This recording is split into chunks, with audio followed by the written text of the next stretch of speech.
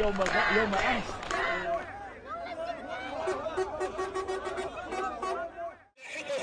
كانت المقاومة تتمثل أخلاقها بالحفاظ على الأسرى.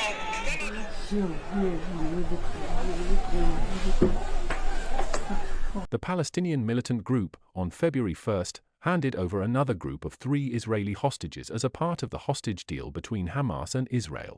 Dozens of Palestinian prisoners and detainees were released in exchange, in the latest stage of a truce aimed at ending the 15-month war in Gaza. Ofer Kalderon, a French-Israeli dual national, and Yarden Bibas were handed over to Red Cross officials in the southern Gaza city of Khan Younis before being transferred to Israel. Israeli-American Keith Siegel was separately handed over at the Gaza City seaport.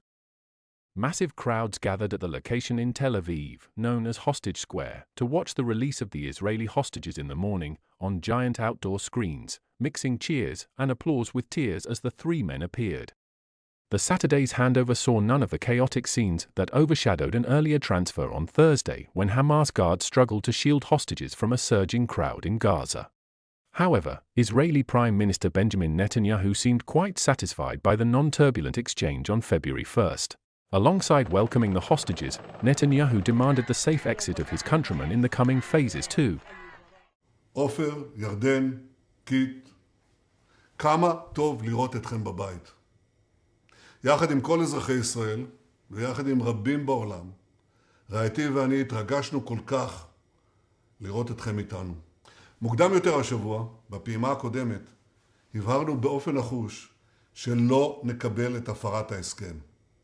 התעקשנו על כך, והקדמנו בשבוע את שחרורם של 3 מחטופינו. כמו כן, אחרי המראות שכולנו ראינו שלשום, דרשנו יציאה בטוחה של חטופינו בשחרורים הבאים.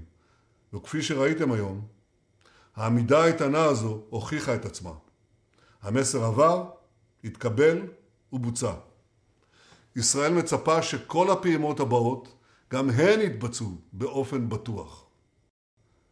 בשעות אלה, המחשבות של כולנו נתונות לשירי, אריאל וכפיר ביבס.